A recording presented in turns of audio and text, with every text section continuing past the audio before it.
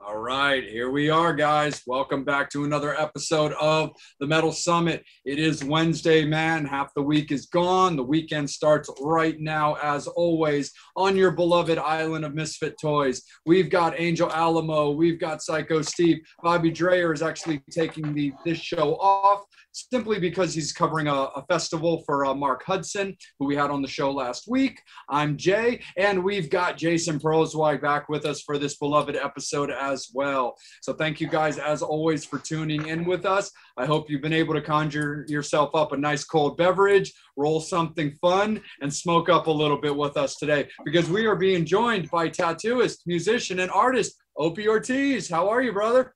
Good, good. How are you guys? We are great, man. We are great. Thank you so much for joining us. Yeah. Thank you for having me. Absolutely. Well, let's just kind of jump right into it. Now, let's, with the various careers that you do, why don't we just kind of start off with what's obvious for the fans looking at you, looking at me. We'll start off with like tattoos and stuff like that. So how did you come across being involved in the industry? We know that you have an artist background, but did you start off as a canvas that just really dug it? Or did you just kind of want to get involved from the ground level? How did you become a tattoo artist? I was an artist already, doing multimedia stuff, like at a young age. So I think once I saw some tattoo, like a tattoo on my friend, I was blown away. And I think I was like 14 or 15, immediately went home and tried to make a tattoo machine out of, a Walkman motor and stuff like that. And later on, when I was like 20, 21, I got some real machines and pursued it a little bit more ethically. Nice, man. Right on. So how long have you been doing it now for? I can't even remember. Probably like 20 something years, 26 years about. Oh, that's awesome, man. Long time. Yeah, definitely. For sure, man. Talk a little bit. One of the things that we talk about, obviously, currently a lot on this show is how 2020 kind of affected the world and everything. Talk a little bit about like what you had to do when it came to that situation, because obviously it probably put your music on hold, but it also definitely put a little bit of halt when it came to shops and everything. You're out in California, right? Yeah. Yeah. How did that COVID situation kind of affect the tattoo industry? Yeah, everything kind of shut down, obviously for a while. So, I mean, I'm an artist first and foremost. So I kind of just used Instagram and my, social media to like sell little paintings and stuff like that. Started doing a little bit of lower end, like for the fans that, can't really afford bigger paintings and stuff like that. Just do like little $50 and $60, $100 small flash paintings. Started selling a lot of those, and then just started taking a little more commissions. The people that could afford paintings and stuff like that, I was lucky to get some, substantial painting commissions to do, and that floated my family by during that time, while I wasn't tattooing. Yeah. Absolutely, man, for sure. Well, Mr. Perlzweig, let's bring you in a little quicker than most people were used to, for sure, man, because we are definitely a Sublime guy. You're a Sublime guy. You're an art guy. So we're going to kick it right to you, man. It's all you. Hey, Opie. Okay, so yeah, I'm a pretty big Sublime fan. If you haven't realized already, I got the yeah. This. Yeah. And this showed you a little earlier. Sublime beer. Oh yeah. It's good. Anybody go get it. They ship nationwide. So first off, I'd like to thank you for joining us tonight and doing this interview. Appreciate it. No and so if you would you kind of talk about how the whole how you entered into the scene, like the music scene. I know that you have done a lot of projects, but it was more about tattoos and artists art that you were just talking about. But how did you come to work with Sublime and like I know you were probably part of that scene, but did you know them like growing up, or were you good friends growing up, and or did you like meet them later? How did that whole thing come about? Let me get to the first part of the question, like about music. I actually took like I played trumpet, I played a little bit of trombone, and then I think it was like 7th or 8th grade. And then I kind of gave up on all that because you had to carry it home to go practice and stuff like that. So I asked the teacher about just playing drums. And then I got fascinated with the drums and stuff like that. And then I completely quit music. You know, the whole theory of reading it and all that was, I was young and kind of punk rock. It just seemed stupid to me, you know, like having to play something that was structured in that sense, you know. But anyways, at that same, about a year later, I met Eric Wilson. I went to school with him, and he's the bass player for Sublime. And we were punk rock, so we kind of just kicked it, you know, immediately. And he was like, "Oh, I have a punk rock band." And I was like, you know, pretty tripped out because we were like 15 years old, you know. So he played guitar in some punk rock band. I think they were called Contraband or something like that. And he was actually doing gigs and stuff like that. So that was like huge. You know, that was like, if you're in a punk band and you're doing shows, that's like it, you know? So he was like, "Oh, we're playing over here in Hollywood," and shit like that. And I was just kind of tripped out on it. And then later on, he was jamming with other people and stuff like that. And I was always just like hanging around, you know, with them partying, you know, young kid. And then later on, you know, all these friends come into the picture, you know, when they're playing music or going to like their little jams or whatever. But it always seemed kind of, he was always with Brad. They were always together and they were always jamming punk rock stuff and a little bit of other stuff. But that was like the beginning, I think, of the Sublime, whatever. It was another band. I think they were called Sloppy Seconds or something like that. They had another guy singing, and they had Marshall Goodman's sister was playing saxophone, I believe. It was kind of a trippy little band that they had before Sublime. And Eric was on bass, so I don't remember that too much of that. But then after that, that's when Sublime formed, and I was just always kind of hanging around. Cool. Very cool. Absolutely. Can you talk a little bit, just kind of branching off of Jason's question a little bit, can you talk a little bit about designing that first album cover? Because I mean, it's so synonymous with the band and Brad's memory. It was going to be the you're talking about the self-titled album? Yes, sir. Yeah. Originally it was going to be different. It was going to be the clown sitting in the chair that's on the inside. Yeah. But right before the album, I was like, it was getting ready to launch and he had passed. So we scrambled to put some images together. And one of the images was the tattoo that I did on his back. And then I did a floral border around the picture. And that's what was used for the cover to make it more like a memorial kind of, more memorial-esque kind of cover. Sure, man. Absolutely, 100%. Angel, let's bring you in, brother. How are the Metal Summoners doing, and how are you doing today? They're awesome, and I'm good as always. I got a question from Kim Sullivan. She wants to know what other musicians or artists have you tattooed? Oh, numerous Japanese musicians. I tattooed Paul Leary from Butthole Surfers. Nice. Who else did I tattoo? Capital I, I-Man.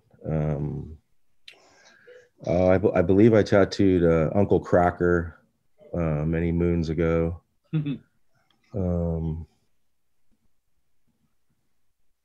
Jesse Wagner from the Agrolites. I can't really think of any off the tip of my head right now. That's some of them. When I tattooed Paul Leary, that was pretty epic. I love the Butthole Surfers, and he's fucking super down to earth, cool dude. So it was a super cool to tattoo him. Nice. Hey, got a question from Brian. Brian wants to know, do you still attend local shows? Yeah, we just went and saw, we went and saw Agrolites at Alex's bar just the other day, and my daughter had a little show she put on at D Piazza's. My daughter plays music, Roxy, and she put a little punk rock show together at D Piazza's, and I went and checked that out. Okay. Candy Burton, she wants to know, this might be a difficult question to answer, but what's your favorite tattoo that you have?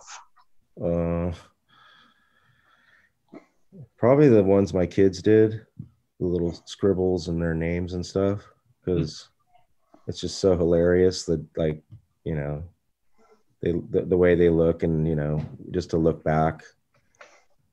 I mean, I have like a bunch of really nice, whatever, expensive ones, but those ones are probably my favorite. A question, do you remember your first tattoo? Yeah.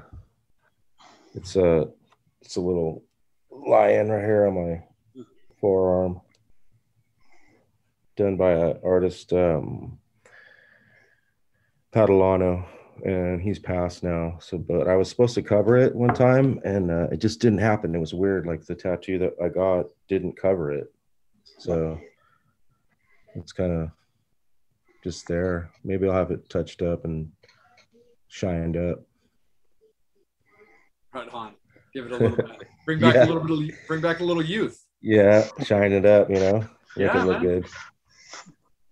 good. I guess my tattoo question is, are cover-ups really difficult to do when people go because they did something stupid like I did, get a tattoo of an X? Are those difficult to cover up? You just kind of like, you can't go in thinking like narrow-minded when you think about what you want to cover it. You have to let the artist kind of like work his magic to do, you know what I mean? To figure out what's going to work to make it look good, instead of just getting a big black blob, you know, or a big, huge leaf or something, you know. Cover-ups are cool. You got to just think them out, you know. You can cover anything. Oh man, no, for sure. One of the things that I've always found interesting that seems to really be growing legs and really kind of running a lot when it comes to like the tattoo industry is the black work tattoos, which I found really, really interesting, with the, you know, the full black sleeves or parts of arms or legs that are fully blacked out with either, you know, white ink, you know, or inking inside of it, or other kinds of like artwork put in. Is that something that you've been able to do yourself? And what's kind of like your take on that? Because I've found it very interesting that you've got artists, for example, like Davey from a band I really love called AFI, who was fully sleeved with full sleeves and is now kind of turning him into black work. Or just fans that are a big fan of the art form in general that are just going directly from bare skin to something like that. Well, can you talk a little bit about that art form? Just because I think it's really interesting. Yeah, I've been just following it, you know, on certain artists I know do that. And it's interesting, you know, to see that evolve into different stuff. I know the skin is very versatile and it can handle a lot of, you know, you can subject it to a lot of stuff like that and layer stuff over it too, you know. So it's interesting. I think it's really interesting, you know, they're pushing the boundaries of, you know, different stuff, you know, different styles of tattooing. So I think it's cool, you know. Me personally, I'm into like cultural Japanese style, black and gray, traditional, like a wide array of tattooing styles. But like those are the styles that I like, you know. But I don't have any qualms, you know, because there's going to be for every style, there's going to be 100 different styles of variations of that style. You know what I mean? So you got to just pay attention and hold on. Yeah, man. No, 100% for sure. And from your experience, what has you found to be some of the more like difficult areas to tattoo, just as like an artist? I mean, I know the areas that are rough on me getting them, but what are some of the toughest areas that you found to tattoo, whether it's tough for a client to sit or maybe the skin just doesn't want to cooperate? Everyone's different. I think, you know, whenever you get into like the ticklish parts, like the erogenous zones, it becomes difficult to get, you know, to tattoo in those areas. But I mean, like I said, everyone's different. Some people handle it, you know, great, and then some people are like act like you're torturing them the whole time, and then just that makes it hard on you, you know, because you're just like, oh, I feel great now, like I'm just a sadist, you know, just torturing this person, you know. But it is what it is. I mean, don't sign up for it if you can't hang, you know. That's what I tell them. Yeah. No, 100%, brother. Absolutely. Jason, let's bring you back in, brother. It's all you. No problem. All right, we're going to get something taken care of on Jason's ends. No worry. Angel, I'm going to kick it down to you, brother. Are the fans doing well if we got a question from them? Or the next question from you, man? Question is, what was your first passion? Was it art or was it music? Oh, you know, that's a good question. I would have to say it kind of blossomed at the same time, because when I was young, my mom had a bitchin' album collection and, you know, a phenomenal turntable. And when I got to the certain age, I could like, she would let me play albums and stuff. So I'd have to say around that time, you know, I started getting more responsible and like keeping my art supplies and stuff together and stuff like that. So about that time, maybe like, I don't know, maybe like 10 or something like that. 10 years old. Well, nice. Oh, that's really, really cool for sure. go ahead, Angel, please. Yeah. No, around the time that Sublime came out, you kind of had like the whole ska scene happening. You had No Doubt, you had Mighty Mighty Ballstones. Yeah. Do you have any memories of that music scene developing? It's funny you say that. Yeah, we would go, Sublime played numerous shows with No Doubt. So we would always, you know, we'd go to Costa Mesa or, you know, Huntington Beach area, OC, and they would be playing with No Doubt. And I believe back in those days, No Doubt would be opening up for Sublime. So it was like, we would always be like, oh, who are these guys, you know, like, but we kept hearing their name and stuff like that. And they were actually a little bit like more, I don't know if they had, her brother was playing in the band at that point. So they were like a little more rock and a little more hard edged, I want to say. But I thought they were great. And there was other bands too that were like circulating too, that were like pushing it, you know. But yeah, there were numerous times that No Doubt was on the bill. I got another question from Brian. He wants to know your favorite West Coast hardcore band and favorite East Coast hardcore band.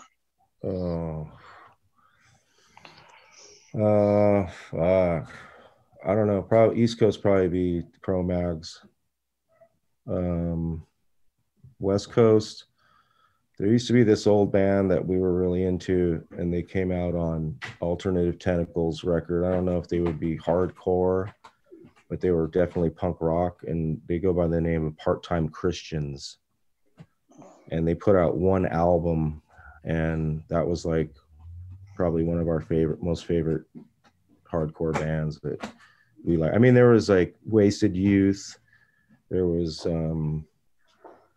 a couple other bands that I really got into, but I don't know if you would call them hardcore. I mean, that style is that definitely Cro-Mags, maybe on West Coast. I don't know. It's a toss up between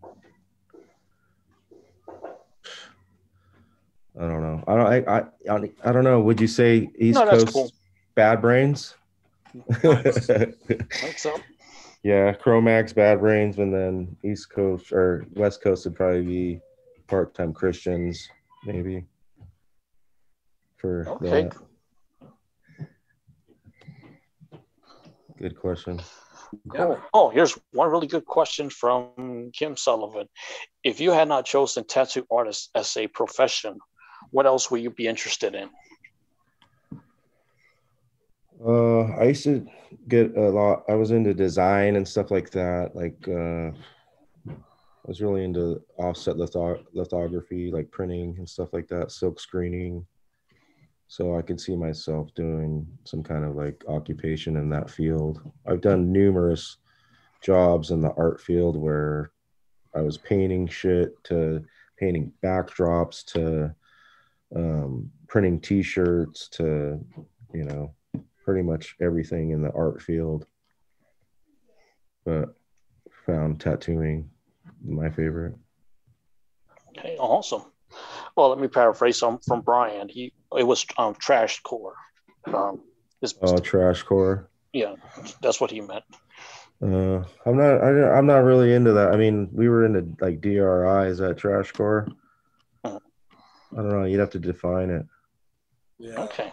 That's tricky when it comes to DRI, especially. Yeah. I'm kind of old, so I mean, when you start to separate all the music like that, kind of lose me. For sure. No, 100%. Absolutely. Jason, are you doing good, my brother, man? Yeah, I'm good. Cool. Awesome, man. Yeah, let's bring you right back in. All right. So, you're currently the lead singer of the Long Beach Dub Allstars. Yeah. So, now, I understand that if I'm not mistaken, the original lead singer was Ross One, Rich. Yeah, Are you Ras. like close with him? Do you know him well? Yeah. My question is how did that transition happen, and was it on good terms? Like, I understand, I don't know if you follow the Marvel universe, but Hulk was originally played in this universe by Edward Norton, and then they asked Mark Ruffalo to take his place, and they're really good friends, and Mark wouldn't do it unless he got the okay or the blessing by Edward Norton, and he gave it to him. That's why he's Hulk. Is it no? Like, how did that happen? How did it transpire? That sounds kind of weird. I don't like them now. No, actually, me and Ras were the singers for Dub Allstars in the very beginning. The first two albums, me and him both sang, and live we both sang. The transition was that he was kind of his health was kind of he was in a health situation where he was getting his health back to better, and we had already started playing shows, and I initially called him and straight because we were looking, for people to play, and my first person to call was him, and he wasn't in the right state, and I wasn't thinking either too, because I wouldn't want to put him in that situation if he's not feeling good about himself, you know what I'm saying? So he declined to play with us, and then we had Miguel play with us and some other players, but no, we're in good contact. We're in good, he just called me the other day. He's going to have a show over here in Long Beach, and he's playing with a full band. Yeah. So, we're all just grinding away on the same, plane to try and play music and do our thing, Yeah, that's cool. I have an interesting story about him. I met him a few times, and it's interesting because he was in Long Beach Short Bus at the time, and and they were playing up in at State College. I think it was the Crowbar at State College, and I'm like thinking, oh well, you know, these guys are like the had members of Sublime, and you know, I've never actually gotten to see Sublime perform live, so I'm like, I'm gonna go, you know, I'm gonna take this as an opportunity and go. So I drove like 4 or 5 hours to see them. And one of the main reasons why I initially went was because the band that was opening up for them was my friend's band, coincidentally. Oh, there you go. So I'm like, maybe I might be able to get backstage and meet them, you know? And then after the show, me and my friend were hanging out. We're hanging out outside the venue, and out comes Ross One. And I'm like, oh, let me go and say hello to him. And I went up behind him, and I'm like, excuse me. And he turns around and he pulls this knife on me. And I was like, I put my hands up. I'm like, whoa, never mind, forget it. And then he proceeded to go back into the building. And then cut to a year later, they played at Maxwell's in Hoboken. And I went, you know, it was a closer drive. I went, and I actually got there early, so they were all like hanging out at the bar, just chilling. So I introduced myself. I got to meet all of them, Trey and Eric and all of them. And then he recognized me and he pulled me aside, and he's like, listen, he pulled me. This is a guy that pulled a knife on me. Second time I've ever seen him. He's like, come with me. Pulls me aside away from the crowd to an isolated table, away from everybody. And he's like, so nobody could. He's like, I pulled. Scream. He's like, yeah, exactly, right. And he's like, I pulled a knife on you, didn't I? And I'm like, yeah, actually. I'm like, what's up with that? And he's like, oh, I'm really sorry. And he explained himself, and then he started talking about something else, and we just we ended on good terms. But it was an interesting experience and funny story about him. You scared him. I was like, I handed him the CD, he signed it, and then I mentioned, I was like, yeah, last year I saw you. And he's like, oh, I know who you are. I pulled a knife on you. Did he draw a little knife on it? No. I would have made him use a red Sharpie. But you know what? It was dark, and someone came up behind him. I don't blame him, you know? Like, yeah. Sure. So. It happens. Oh, that's wild, man. That's such a crazy story, Jason. We're glad that you're still with us, dude. Yeah. That's super duper crazy.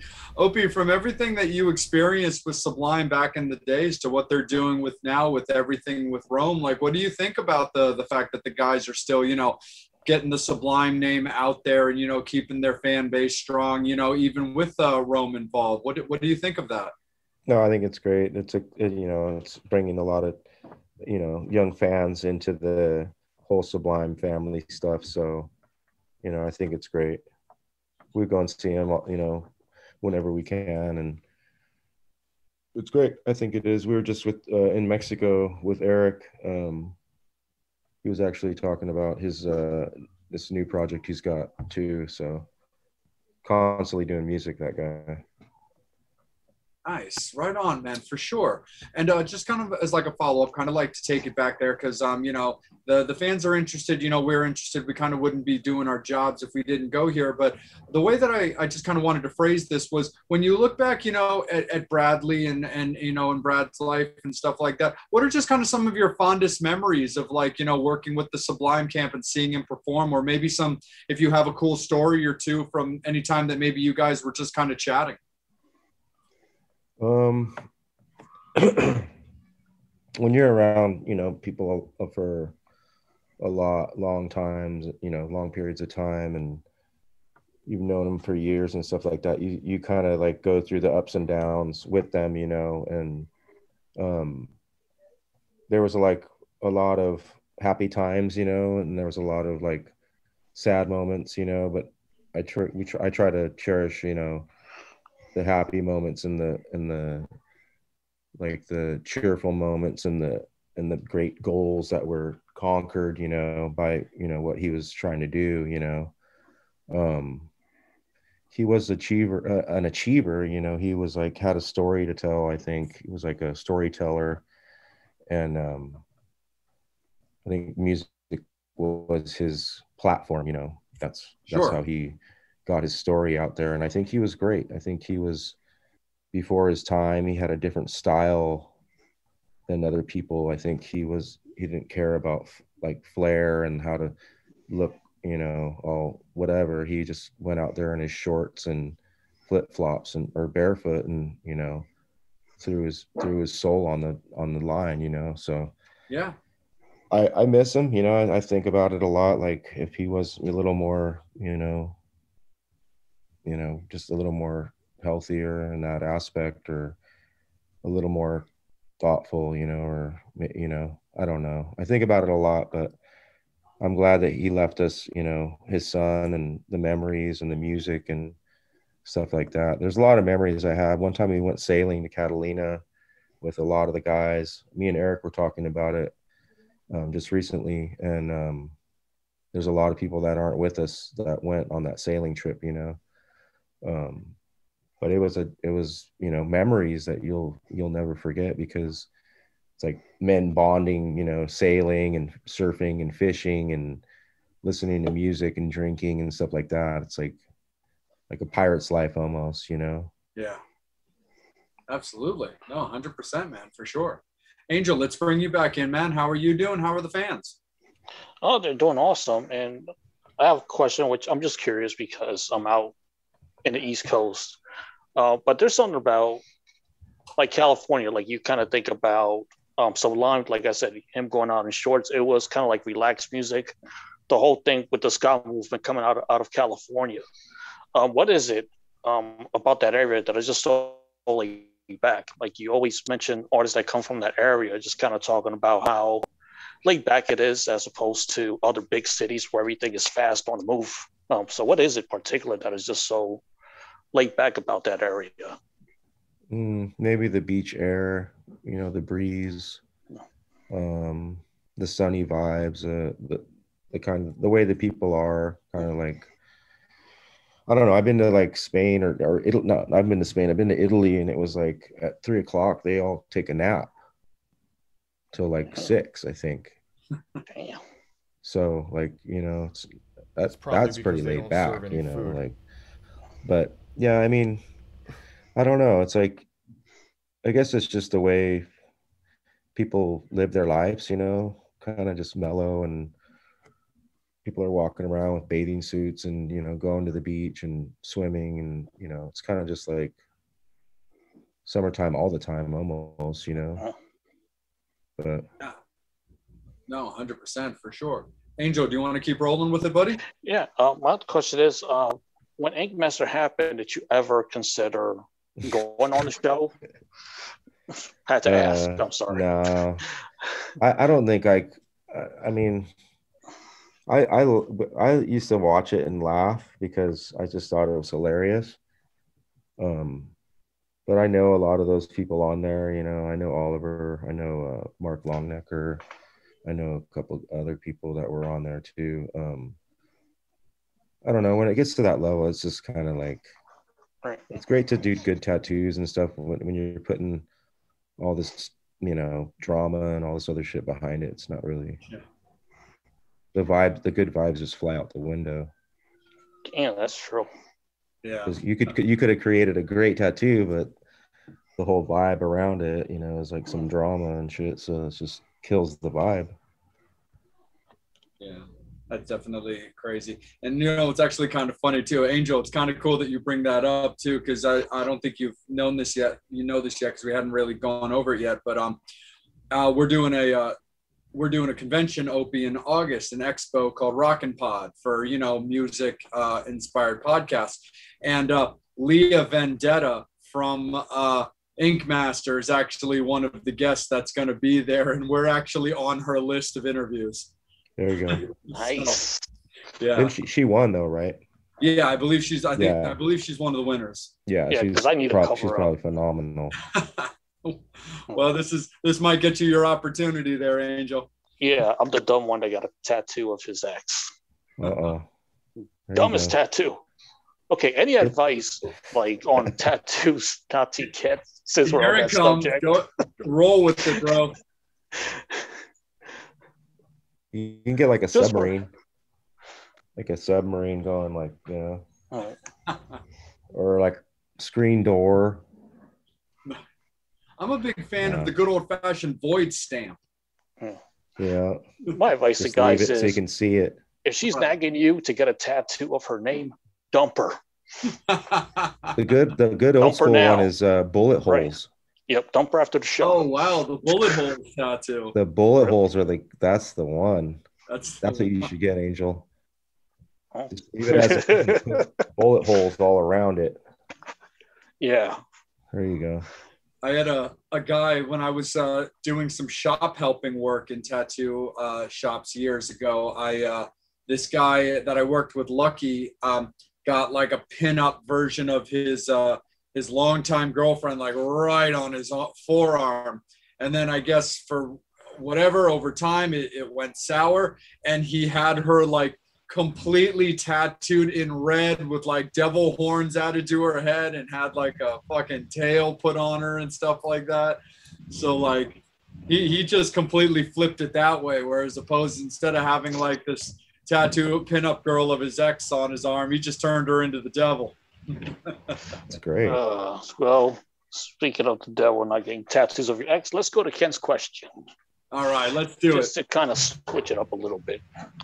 Ken's question is, what do people on the West Coast think about the music on the East Coast? In other words, it's obvious many bands come from California. What would you suggest to the East Coast to turn bands more into mainstream?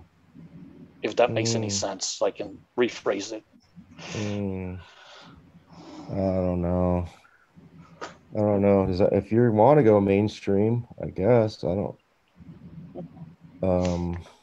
What style of bands is he talking about? I guess like what do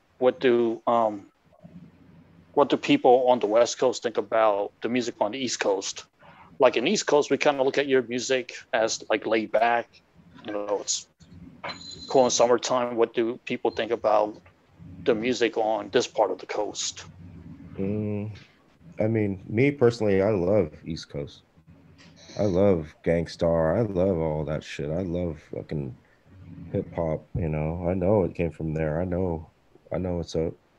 And I listen to all kinds of shit. You know, I listen to everything from Necro to, you know, Frighteners to, you know, all kinds of shit. So, I mean, I would say that the real true heads know, they respect New York, and they respect the musicians and the singers, and that me personally, I have a higher respect because I feel, I don't know, that's like New York is like the super mecca, you know what I mean? So there's like super talent in New York, you know? So people from East Coast probably think California's got, you know, a good vibe, but it's a lot of washed out same shit, you know?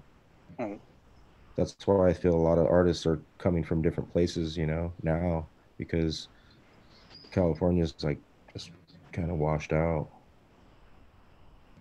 Yeah, that's something that we've always, that I've actually always talked with people about, like, you know, myself, like kind of being more of like, you know, an 80s kind of like glam metal guy, is actually watching the scene moving towards the east, because, you know, LA had gotten just so plastic and so like run down from the glam stuff. Then all of a sudden Vegas was the place to be. And now that's kind of getting a little bit of that, a lot of that same criticism. And there's a lot of these bands, you know, that are now settling in like the Nashville area and like the Memphis area and stuff like that. So I definitely see what you mean about how things are kind of getting like washed out and just kind of, you know, just kind of that weird kind of vibe. Yeah, it's just a weird time, you know, so I think people are looking to everywhere to see what's going to be like the next, huge thing, you know, like the Nirvana or something, you know. Yeah. And it's kind of like it's happening in every genre, you know. You can't just say, okay, where's the heavy metal, you know, band right now that's cracking, because there's so many, you know. Yeah. So many. Yep. I think I think the reggae scene in Cali is like really huge right now, and the hip hop scene too. But like I haven't really been seeing any like really good punk rock bands, you know, coming out, or, you know, in a minute. I don't know. I gotta get my ear to the ground, you know, see what's going on. For sure. No, 100%, brother. Well, we've been joined by the very well manicured, very beautiful, sharp dressed with the big toothy grin. It's the Jew for you, our beloved Psycho Steve. Good evening. Good evening. How are you, bro? I'm sitting on the rainbow. How are you? We love it, man. Absolutely. Absolutely. Happy to have you, man. We knew we were going to have you. If you're feeling good, man, I'd love to bring you in. Right on. So, Mr. Ortiz, thank you for joining us. Yes, sir. So, I've been a fan of your artwork as well as been a fan of your music. So I have a question about tattooing. I do have tattoos myself. I need to know, what is the most obscure spot you have ever tattooed someone? Yeah, you name it. Oh, Nothing left. Nothing left. I mean, yeah. Okay. I mean, penis, vagina, nipples, all that. Okay. And did you go to school for it? No, Interns or like apprentices, but is there an actual tattoo school? yeah. Now there is, but back then there was no, like, you would have to pay to like get like a apprenticeship, and it could be pretty expensive. So I basically started by sweeping the floors at one of the local tattoo shops, Bert Grimm's, and just became like a fixture on the wall down there. And then finally they were just like, okay, now you're the helper, you know. So that's how I got my foot in the door. And then I didn't actually end up tattooing there, but I was there for probably about 3 or 4 years, and learned a lot of stuff, you know, from some of the real big heavyweights in tattooing. So that was like my stepping in the door of, you know, a lot of stuff I had to, you kind of just learn by yourself unless you're taught, you know, the stuff immediately. So it's like trial by fire. You have to learn, you have to, you know, remember a lot, and it's a lot of the same mechanics, the same things over and over again, you know. You just become you just become like a machine in that aspect of those kind of, you know, the machines, and your drawing and your painting and everything like that. Awesome. Have you ever tattooed yourself? Yeah. Can you show it? No, it's on my legs. Oh, okay. Yeah. What's it of, if you don't mind me asking? There's like a skull with some like little heart and stuff, and then there was, you remember when that cult was on TV in the news, and they were like, the end of the world's coming? Yeah. Yeah. Okay, well, I did that one, and the date was 5/21/11. That's when they said the end of the world was. So that's for like Y2K or whatnot. It's like a bad brain's lightning bolt hitting the world, and the world's cracking open. Nice. Fun Close stuff. to my ex-wife and I's wedding anniversary, so maybe it was true. Dude, it's been nothing but horror stories of like ex-girlfriends and bad tattoos and names of exes and stuff like that. Steve, you came on at the perfect time, bro. Absolutely. Because this is a cover-up.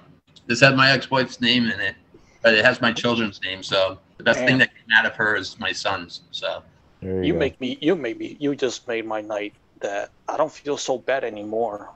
But then again, I don't have mine covered up yet, so maybe you have to go see Opie in Cali and have him do it. Where's mine? Well, he gave me a few There's one right good there. ideas. Nice. That's a cover up. Right on. That's a cover up. We've all definitely got some adventures. I think all of us, because I know that Bobby's got cover-ups as well too. So if he was on right now, he would definitely be a part of that too. And I've got cover-ups as well. I had just a faded. I don't have any cover-ups because of anything negative. I had a faded out vampire that my buddy Brad was gonna revamp it and just fix it up, but he kind of had this brainwave and he's like, I'd really like to do something else with it. I'm like, yeah, sure, what do you have in mind? He's like, do you like Kiss? I'm like, I love Kiss. He ended up turning it into like a caricature of Paul Stanley, and I absolutely love it. It's fantastic. Oh yeah, that's dope. So that's super duper awesome for sure. But Jason, it's about that time around the wheel again, my good dude. So I'm gonna bring you back in. You have tattoos, Jason? No, I don't. He's a nice Jewish boy. Nice Jewish boys don't get tattoos. That's why I'm not nice. But go ahead. Well, no, I'm not I don't have tattoos. So the night is young. Yeah, right. Yeah. Never say never. He has a belly button ring. So we match. Dare I bring up Sublime with Rome? Now, the reason why I say that is because a lot of times when bands they try to move forward, only the diehard fans usually stick around. But my question to you is, are you? I know Eric's in it, but are you associated with them at all? Do you do their artwork also? Do you think that are you like for that scene, or are you one of them that's not really Sublime type of person? Like what are your talk to us about that if you don't mind. I can say this, in like the very beginning, I was kind of like, kind of on the fence about it. And then I thought about it and I was like, the reason why you're on the fence about it is because you saw Brad do it, you know what I mean? And anyone else doing it just seems, whatever. But later on, I'm still friends with Eric. I'm friends with those guys. LD's my homie. Los, the drummer's the homie. Bud's still my homie too. They're just, what they're doing is just Rome's just carrying the torch for Brad. You know what I mean? He's enlightening kids to Bradley's music, and it's just helping the whole thing. I believe it's still, the entity's still going on, the music still lives on in a sense. Yeah, definitely. Have they ever asked you to sing for them? I did some lettering for them. I was gonna go when they were in Texas on their last recording. Eric had called me and wanted me to go out there and sing some shit, but I was like in the middle of doing some other shit. But yeah, we still talk, and he was playing me his new album, his new band, Spray Allen. It's pretty wild. It's like it's a lot different than Sublime with Rome. It's like Eric's kind of doing his own thing with that vibe, more like rock and a little bit of I don't know, pop and a little bit of everything in it. Okay, interesting. You learn something new every day. Man, for sure. So, Opie, one thing that I definitely also wanted to bring up that actually Jason put onto my radar that I thought was very cool when we were talking about having you as a guest is there's from my understanding, and Jason, feel free to correct me because you're better with these details than I am, but there's an art book, I believe, that you did like the cover work for, or did some illustrations for this. Yeah, the $5 at the door. So sorry, Jason, go ahead, bro. Kind of sum up what I'm trying to ask, because you know what I mean. Yeah, the book is $5 at the door. It's a graphic novel that is pre-order right now. So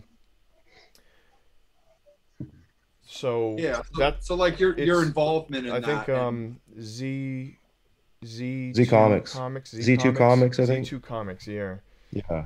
Yeah. I actually wanted to ask you about that too, but what was on your mind, Jay? Oh no, my part of that question for me was simply, you know, how did you get involved with that? You know, that's very cool. Yeah, I felt very blessed to be asked to do that project. I'm like I said, we are all pretty tight knit Sublime camp, and the management reached out to me and had asked about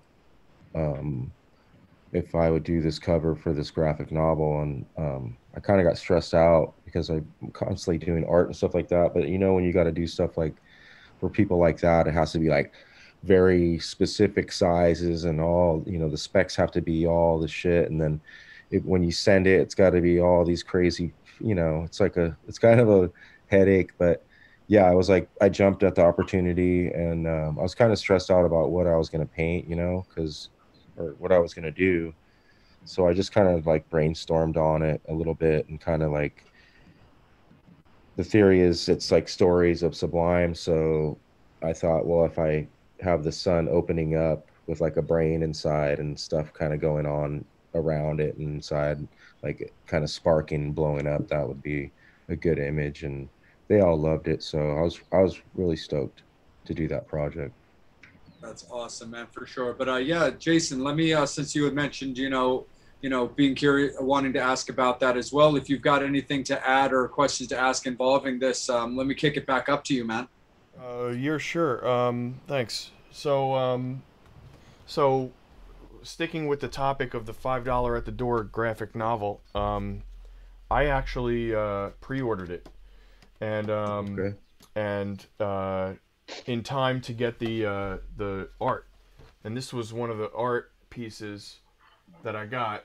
Cool. It's from a different artist. Blue Dog on the Moon. Yeah. Did you do any of these, like, for them? No, I just did the cover. I think that's Okay. the mock-up for the toy that comes with the package. Oh, okay. So I'm gonna get a toy with it. I'm gonna get Yeah, a toy there's like a little with my there's toy. like a little dog on the moon. Yeah, a little blue Okay. dog on the moon. All right, cool, very cool. Like a Cracker Jack box. Yeah. So, did they ask you about anything? Like, it's a graphic novel, so they probably wanted, like, they probably interviewed a bunch of people to get. You know what? I checked out a couple pages, and it seems like they just kind of brainstormed and soaked up all the info they could, and then kind of like had like a writer kind of like write it out, kind of, because I was reading, he sent me some of the, because I'm in there and like I'm chilling with Sublime and I'm like airbrushing and stuff, and it's kind of funny, but it's kind of taken out, you know, from direct interviews and stuff like that. So it's kind of funny. It's kind of cool. I thought they made me look. My eyes are like, I must have been high or something when they drew me. Do you have any insight into like when it's going to actually be available? You know, I don't have a copy yet either. So, I mean, you have to pre-order it too. Yeah, I actually just ordered the booklet. So yeah, I did actually order it, but they probably will send me a couple. I don't know. They just sent me the new Dove album that just came out. It's pretty cool. Oh, that's cool. Sweet. You'll get one of the initial copies, probably. Hopefully. That's awesome. One of the first prints. One of the first prints. Yeah, they'll have to send you a couple of copies. You can have one at home. You can have one in your shop. Yeah. Absolutely. Yeah, I was like pretty stoked to be part of that. I mean, if you're an artist and stuff like that, I mean, doing any kind of cover is pretty cool. That is really, really cool. It's funny. I was when I was getting my stomach piece a while back. I gave my artist kind of this rough idea, and he was like, hey, well, can I show you something? I'm like, yeah, absolutely. And he opens this book, and he's like, this is mine. This is an original piece that I drew and designed that got published in this book, because I was basically wanting to do this kind of like, gothic girl with this like corpse makeup, with like, gothy things or flowers around it. And he had this design of this, girl in a hood with like corpse makeup, and she's looking off to the side with like a rose underneath of her. And I was like, that's awesome, Matt. Absolutely. I would love to have you do that on me. I think that's fantastic, but you got to do me a favor. I need you to add a second girl head and more flowers, because I don't need to tell you about, symmetry and stuff like that. And I was like, I cannot have this one head like looking over there. I was like, you either have to straighten her out, or she needs to have somebody looking in like the opposite direction as well, or my OCD will go absolutely crazy. Yeah. And I will not be able to handle it every time I look in the mirror if it's just one head just kind of looking over there. But he was like, absolutely, dude, no sweat. So he gave her like almost kind of like that kind of mirror twin thing where they're both kind of looking off, and it's definitely super duper awesome. So that's my own little cool little story about having my guy being published, but it definitely wasn't a cover. So that's super cool, Opie. So we definitely wanted to make sure that we touched base on that for you. Oh yeah, thank you. The ladies want to see it, Oakley. I'm sure I can send something in post. Maybe for Rockin' Pod, that'll be like a TMS table exclusive, Jay's naked torso, and he'll sign it.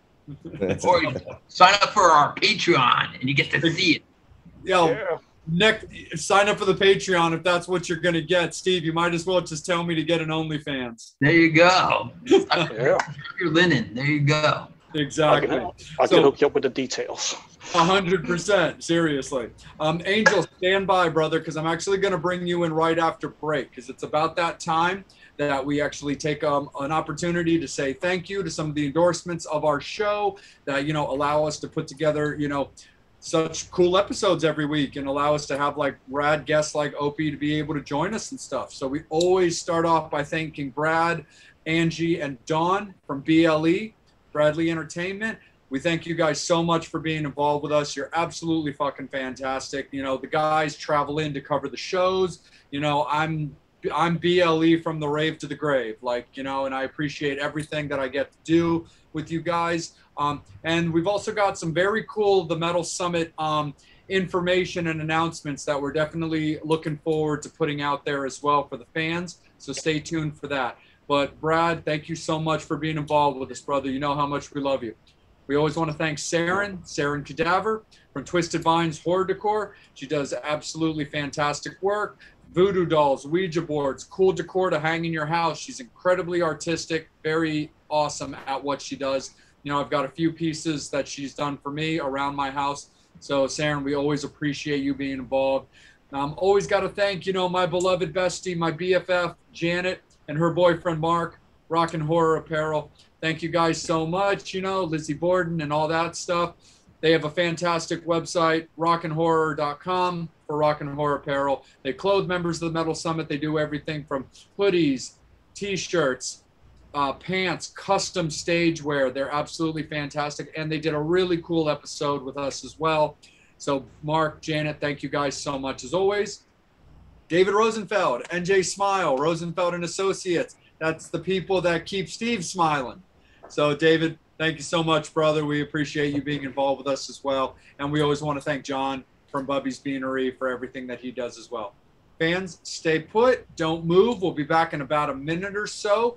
We're just going to run a quick little commercial, and we will continue with a little bit more time with Opie Ortiz. So thank you guys very much. We're going to go to a very short break, and we'll be right back with more of the Metal Summit.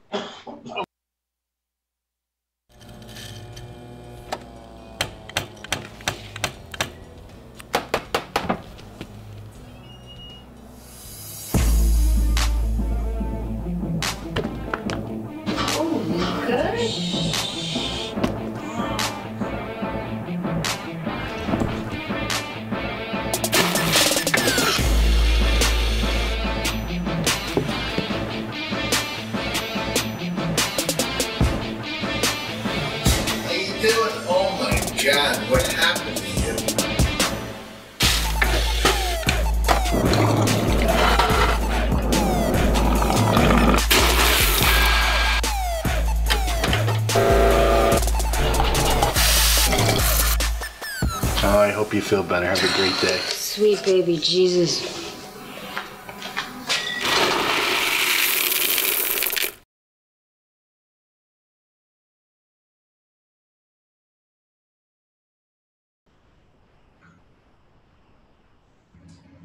And thank you so much again for staying with us, fans. We love you to death. The Metal Summoners, you're the only peeps for us. And again, thank you so much to all our endorsers and sponsors for being involved with us. So we're going to kick it right back, and we're going to continue on for a little bit longer with Opie Ortiz, tattoo artist and musician. But we are going to kick it over to our beloved, fluttery angel, who's going to bring in some comments from the fans and his next question. Angel, it's all you, brother, man. Do you really want me to read some of the other comments? Hey, man, it's your segment, man. We ain't going to stop you. All right. Somebody said stand up and show it. That could mean a lot of things. Nice. They want to see my ass or they want to see his abs? They didn't specify, so. They want to see that tat. Rock, paper, scissors, shoot, Steve.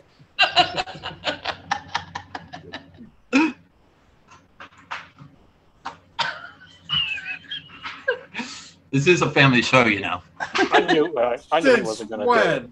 That's why he said it. Kidding. If I can't keep it in the pants, you got to keep it in the family, you know? Exactly, dude, for sure. I know you don't want your fiance to see that. Yeah, come on, Angel. Have a little faith, brother. Absolutely. She'll be bad anyway. Don't let her hear you. Right. But we do have. She's seen it. But I do see the future. I see a legendary photographer. Melissa, she has a question. Nice. We all know Melissa. Hi, Melissa. Yep. Hi, Melissa. Hi, Melissa.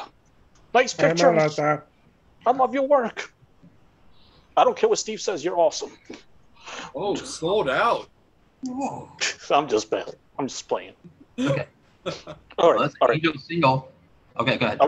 Yes, I was asking a question, actually. Go ahead. Ask. Okay, well, I got to ask. Okay. Melissa says you're an amazing.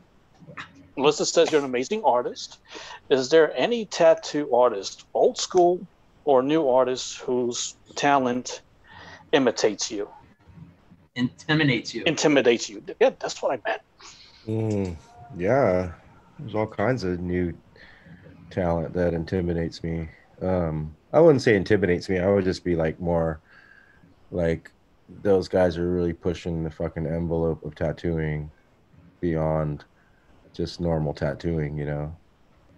There's a lot of new tattooers that are fucking doing insane shit where you're just like, okay, you have a church painting on your body, you know what I mean? Like next level shit, you know. So yeah, I mean, I guess in a way you are intimidated, but I just get really inspired and just kind of like love and joy and seeing like, you know, the next generation fucking doing that, you know, doing the next style, the next whatever. Cool. And now I have a question from our good friend, the very awesome Jeannie. She wants to know, what is the most opulent tattoo you created and how long did it take you to complete? Ooh, opulent. I've done a few where it wasn't necessarily large, but like kind of dainty stuff where it looked, you know, really good. I've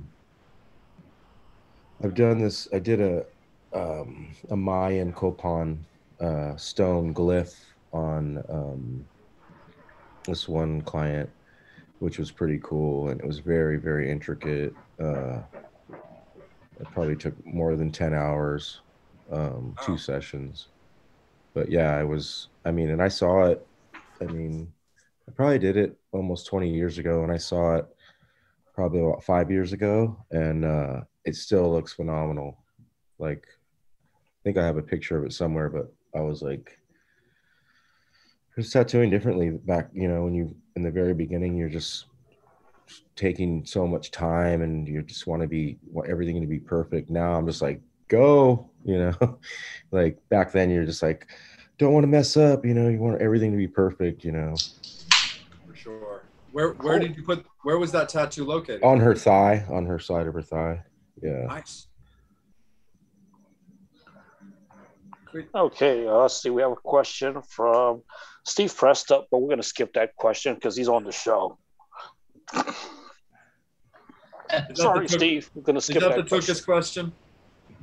Yeah. So who wants to see my chase? I'm sorry. I just had to say that because that's the first time a co-host ever typed in a question. So that's a first.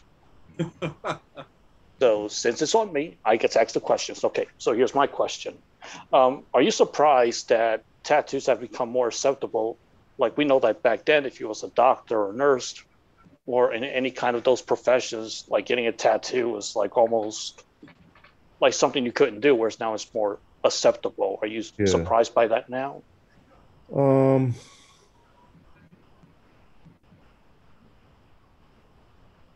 Yeah, I would say surprise, maybe more like, I don't know. It's like a weird feeling because back when I got into tattooing, it wasn't like it is now at all. You know, it was like you said, you were looked down upon if you had tattoos. You're either a gang member, you know, a criminal or something, you know, that if you had tattoos. So, right, that's true. Like a biker or, you know, something like that. So, yeah, it's strange to see now that it's so popular. I think it's strange to see that all the face tattoos, how popular that's gotten, because that's like a no-no, you know what I mean? Like you don't do that unless you become, you know, older, you know, and your body's fully covered or whatever, you know. I don't know. You don't make the rules, you know, but to have a bunch of stuff going on in your face, it just seems kind of fucking crazy to me. It's like, fill up your body first, you know. You got a whole body to fill up. Why concentrate on the whole shock value thing? I don't know. It's actually kind of funny because one of the funnier memes that I've seen that I couldn't help but just kind of crack up when I saw it. It was a picture of like a kid like passed out or sleeping, where like his friends had like taken a Sharpie and like written all over his face, and it was and the taglines were like, you know, like a prank in like in the 1990s. Rappers nowadays in like 2000. Yeah. And I just thought it was hilarious. I just saw it and I couldn't help but crack up because I was like, I really can't hate on it. There's a certain amount of like truth to that meme that I just thought was really, really hilarious for sure. Yeah, it's kind of trippy. Yeah, definitely. For me, when I was, you know, getting like heavily tattooed, I mean, I was pushing 40 by the time I started doing like my hands and like my neck and stuff like that. How quickly did you get into like those versions of kind of like the no areas and stuff like that, like your neck and your hands? I guess I'd already like ventured and like had my legs already tattooed, and I want to say like most of my arms and stuff. So I think the people that taught me were like, you know, you don't get a face tattoo, you know, you maintain that respectability. You can do everything else, but you know, you don't do your face or whatever. But all that shit flies to the wind, you know, when you're living life, you know, and free, you know. It's like my wife said I could do it when I turned 50, so Nice. That's awesome. Yeah, like I had been in the bar industry for a really long time. My bars always treated me really good. They knew I was heavily tattooed. My sleeves were always rolled up. I mean, all my customers knew it too. And it just kind of got to a point where I was like, you know, I had been, you know, working for the bar for almost 10 years. Everybody was just kind of used to me and my style that, So that's when I, started, just small things on my fingers that weren't anything major. Then I did a longer piece kind of behind this ear. And, then I did like, this side, and then did one of my hands. And, I started feeling like, feeling better about myself. And it definitely was like, made me a little happier and stuff when I started doing a couple of those areas. Cause I'm not really like the bodysuit type. That's just not really my style, but I still have more to fill up before I'm completely satisfied. But yeah, that was kind of one of those things where working at the bar as long as I did, but for the longest time, still not being sure, well, how long do I want to stay at the bar that's obviously accepted me? Do I maybe want to look into this adventure, or maybe eventually I just want to sit behind a desk and wear a tie if the opportunity presents itself. So I was always very particular about my hands and my neck as places that were either easily covered or left alone just in case. But then I just kind of got to the point where I was like, man, I like slinging drinks. I'm making a good living out of it. I enjoy it. So you know what? I'm just going to start going into those areas, and I'm a happier man for it. Yeah. For sure. Absolutely, brother. So Jason, let's bring you in for this next final segment, brother. Just so fans, so that you guys know, it is last call for alcohol. We are definitely going to get to all of your questions, but flood the comments, get those in. Comments, anything you want to say to Opie, and when we get back around to it, we will definitely get them answered. So it is last call for alcohol, and it is Mr. Proswag's time. So Opie, I know that they did a documentary that entered into Tribeca, I believe, film festival. Yeah. Mm-hmm. And but I haven't heard anything since then. Would you happen to know anything about that by chance? That's the part I just stay out of, like I was catching a little I did hear something about it that maybe it wasn't good enough, like it missed the mark, maybe. Because the story's already been told so many times, you know what I mean? Like, what are you going to do to make it, what are you going to do to make it and explain it in a way that it hasn't already been explained in such a dramatic, I mean, it's obviously it's a sad story, but how are you going to explain it in a way differently, So basically they waited too long. Their timing was not right. I don't know. The guy was like pretty Do big you have a director copy of it and all by that. chance? Huh? Do you have a copy of it? I hadn't even seen it, and I was in it, and then I guess it leaked. Someone had it leaked on. They had it on some kind of format on something, and it leaked. Really? And then I actually watched it, and I wasn't really like. I mean,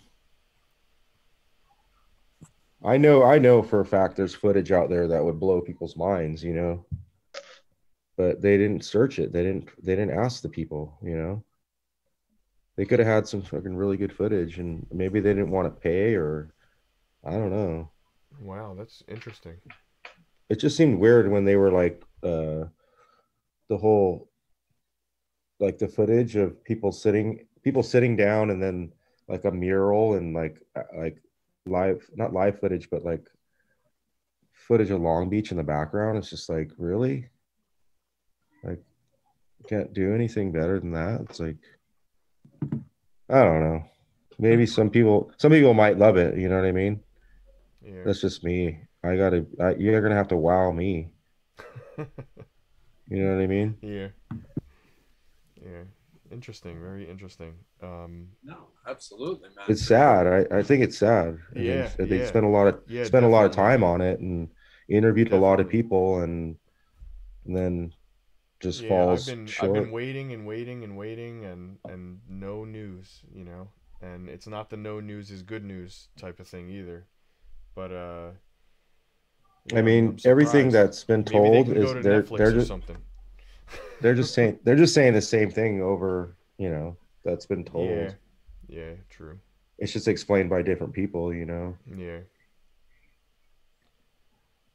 Nice. That's really, really cool. Now, I mean, we're all big documentary people for sure anyway, but something like that would be a really, really cool thing to watch and get to hear about all that kind of stuff for sure. So hopefully if they're able to get it all together, I mean, we'd love to see it for sure, man, 100%. Psycho Steve, man, let's bring you back in there, brother, man. Come on, bro, potato chip. Okay, so as far as have you ever fucked up a tattoo and then you had to do something to fix it, and it, on a like celebrity or anybody? Never on a celebrity. Well, almost. There was this guy, Red Rat. He's from Jamaica. He's a Jamaican artist. Dancehall dude, yeah. And I did. He has a camp. His camp is called Brat Camp. And they have like a little rat with some cheese. And I was tattooing him, and he was like watching me, and I was like doing the yellow, and he like pointed something out, like, "Oh, that's yellow too," or something like that. And I was like, okay, like maybe I wasn't paying attention or whatever, but it wasn't something I was probably gonna leave it out, I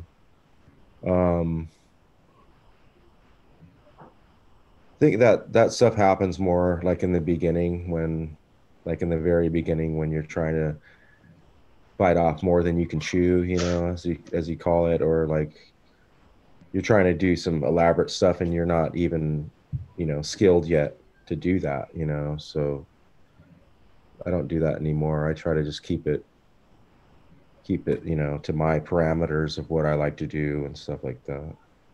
Right on. To piggyback off the question about tattooing, of course, besides the members of Sublime, have you done any other celebrities that we know? I said earlier, I think it was Uncle Cracker, Paul Leary, Buttle Surfers, who else did I tattoo? Numerous Japanese musicians. BTS. Man from the Mexicans. Obviously Bradley. Eric and Bud. Numerous like local, musicians and stuff like that. Wow, cool. That's awesome. So Opie, just kind of like a fun question to kind of ask you. So, a lot of when it comes to like Sublime's music, and when you think of the word Sublime and you kind of associate visually with Sublime, a little bit of the herbal refreshment is always very much associated with those guys. So, how smoky and green really was that camp? Back in the day, they were Bud and Eric definitely were leading the way in that charge and stuff like that. We were always smoking. Brad liked to smoke, but he had to be, it had to be like under his certain situation and stuff like that. He had to like take care of everything first and then smoke. You know what I mean? Yeah. I imagine he got a little too high. You know what I mean? But sure.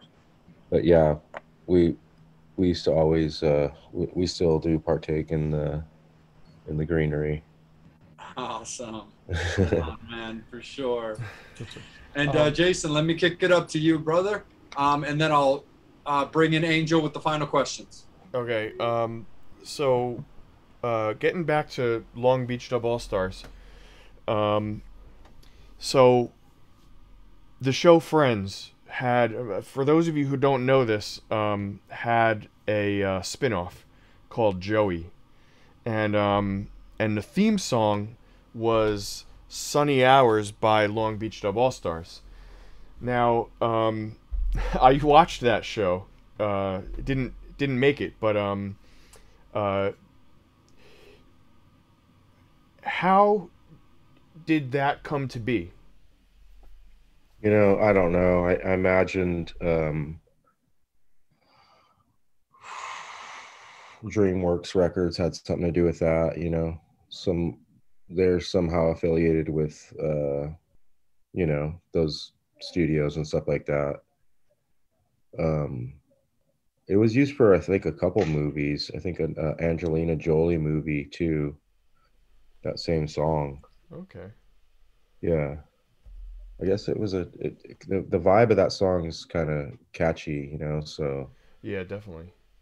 I imagine they were just going for the vibe of it, you know, more than what the meaning of the song actually is, you know. Yeah, But that's it is how a catchy you know. tune. That's how it usually happens, unfortunately. Yeah. So. Absolutely. All right, cool. Very cool. Angel Alamo, it is about that time to bring you in, man. How are the fans doing, and how are you doing? What do we got? Also, let's see. Kim wants to know what's your favorite Sublime song.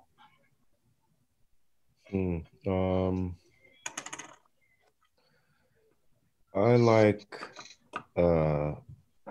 Burritos, probably. Nice. Off the latest song, the latest album, probably Burritos is probably my favorite song. Just some like rare outtake stuff that I like. They do some covers, some old traditional reggae covers that are really, really good. And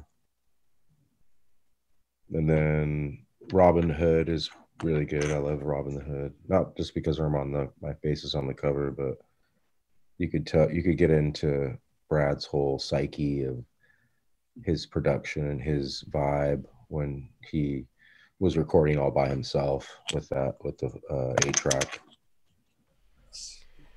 I think I'm gonna. I just want to say about Robin the Hood. Just a couple things real quick. I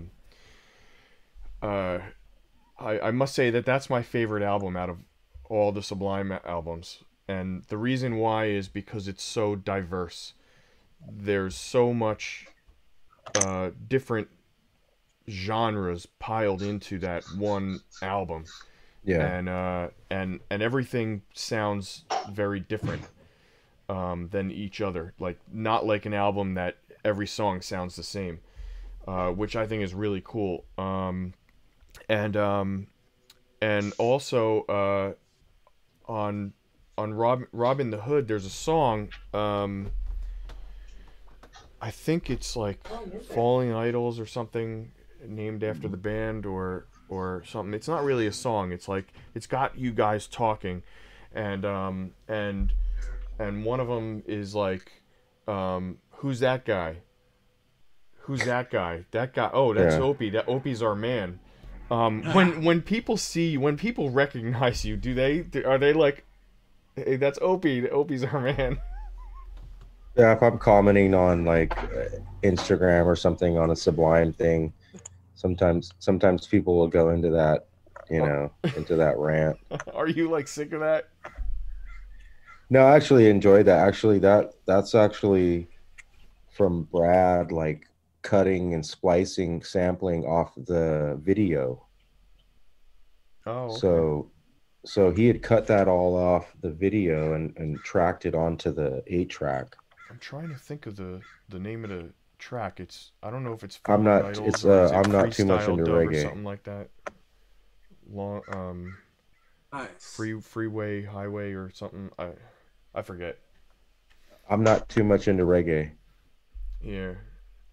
That's what it's is a called. reggae. I guess he was I don't know who he was talking to, who you guys were talking to. There was a, like, I don't know if it was like a like rehab facility or something like that. There was a rehab facility next door to where Brad stayed, and there was a studio they had been renting a storefront to shoot and practice. And there was a homeless guy, a bum, the lady that was like in a rehab thing. She was like in a doctor's or a patient's outfit thingy. And then me, Jack Manis, Eric Wilson, Greg Abrams was filming it, and there was like numerous other people around. That's when we were shooting for the STP video. Okay. Those are excerpts from the actual footage from the video of STP when we're talking and stuff. Was Raleigh part of that group? No, that Rally was like a separate recording Okay. that Sublime came across. No one really ever met Rally. Oh, really? Yeah, he was kind of like a mystical So person. did they have to buy the rights to put it on the album? I don't Or is it know. just somebody I wasn't ranting informed that of all that. nobody knew? I think that he had passed before anything had, and he was sick, so and he didn't have any family or something like that. Oh, okay. Nice. But there was no money made. I mean, from him, Yeah. there wasn't like money made off of him. It was just the added kind of like super creepy stuff. Yeah. Yeah. Yeah, I know. 100%. As far as Sublime songs go, I was always a Wrong Way guy myself. I love that song. that's definitely a good song. Yeah, I think also because just for my musical style, because that song's a little bit more revved up. It's a little bit quicker. So Yeah, that was always a song that definitely resonated with me and always thought it was super cool. yeah, that's a good one. Yeah. Angel, let me kick it back to you, brother. How are we doing? Awesome. My question is, what's next for you? Will you be doing shows? With things opening up, can we expect to see you at tattoo conventions? Yeah, I do. Actually, I just finished a solo album. It's called Opie and Family, Nice. and just kind of like getting that ready to drop. I think on the 25th, Wind and Words, one of the first singles, going to drop this month. I got a video for that, and then a couple other singles, and then just working on Dub Allstars material, new Dub Allstars material, and then hopefully tour with both of these new units that I got. Very cool. Right on. That's super duper cool for sure. And Psycho Steve, I wanted to kick it to you right quick, brother. Did you have any final clothing? Well, we've been talking about taking off clothes, I guess, this episode. Do you have any closing remarks from yourself, my good dude? I would just want to say thank you for joining us this evening. Yeah, I man. very Thank much you. appreciate you taking the time and sharing some stories, tattooing, your Yeah, music. man. Where can we find the CD once it's finally out? Will it be on all social media or like all platforms? Like, hate to say it, like Spotify. Yeah. It'll be on all the major platforms. It'll be called Sound Sensation Volume 1, Opie and Family. Awesome. Yeah. And is there anyone on the album that we know? You don't know them yet, but you will get familiar with them. My daughter, Roxanne Ortiz, is on the album singing. Sweet. My youngest son, Oliver Ortiz, is on the album singing. And there's like a camp. Some of the expanders are on it. Jesse from the Agrolites produced it. So yeah, it's a real feel good vibe. Awesome. Yeah, That's Well, man. good luck with it, and we can't Yeah, wait thank to you. hear it so we can promote it on here. Hell yeah.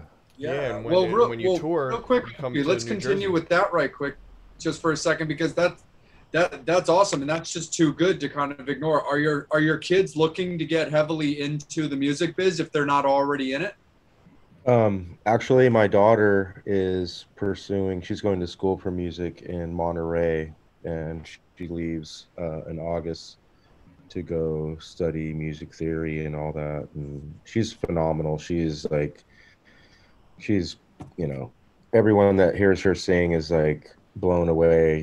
She's, 18 years old and writes her own music and sings and plays guitar, and she's already doing it. So I'm really, really, really stoked about, the outcome, what she's going to do.